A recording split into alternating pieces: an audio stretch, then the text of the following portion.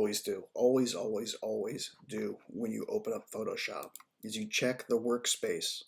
Go here to the top right, the drop-down menu, and make sure you're on photography.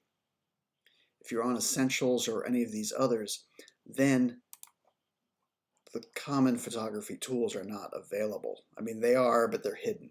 So switch from Essentials to Photography.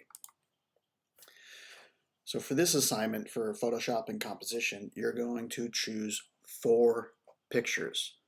One that demonstrates a strong horizon line. One that features converging lines. One that uses the rule of thirds. And one that shows differences in scale. And for each one of them, for all 4, you're going to treat them the same and do this following process. And then later you will do a unique thing for each. Okay, so for all 4, you're going to open the image in Photoshop.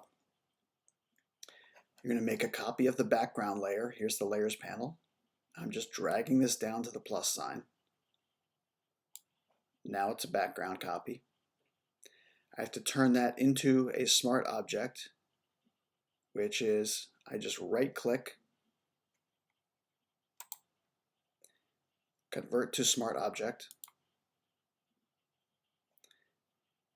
See that symbol change right here? That means it's a smart object. And then we're going to use the camera raw filter to adjust a few things. So go to the top, filter, camera raw filter.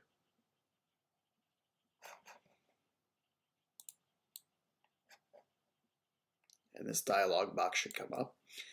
And you are going to look at the exposure,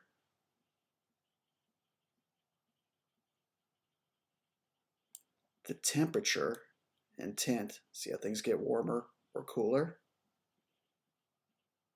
Try to keep it real, but make some subtle tweaks. This guy wants to be a little warmer.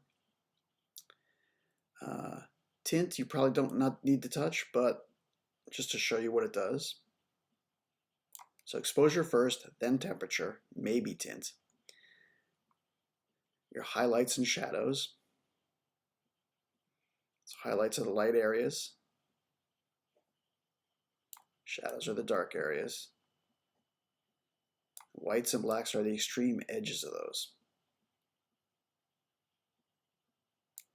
So a common thing is to bring the highlights down, bring the shadows up, but then bring the whites up and the blacks down a little bit.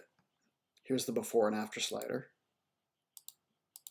See before, after, before, after. And you can use vibrance and saturation. Do not touch texture, clarity, or dehaze. Saturation increases how much of all colors are in there. Vibrance brings up some of the lesser represented colors. This was before, this is after, before, after. Okay. Here's our background copy. If I turn it off, we can see before. Turn it on, we can see after. Now, we will have to save this, save as a PSD. Okay, it may not be there, but we want to hit, it may not default to PSD, so just Photoshop as PSD, embed the color profile. Okay, so I'm saving that.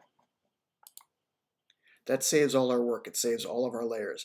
Now I can't post that to Web Campus. I need to export this as a JPEG so Web Campus and the web at large can consume it. So go to File, Export, Save for Web,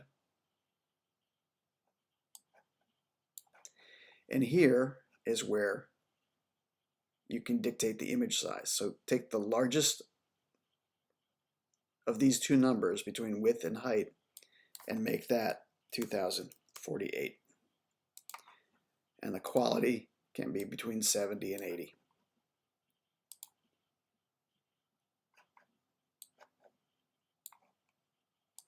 I'm just going to write web so I know which one this is and I know what I'm looking for when I go to post. Okay, so that's the first part of this project. You need to do that to all 4 of your pictures, one for horizon line, one for converging lines, one for rule of thirds, and one for scale. And you post those to Web Campus.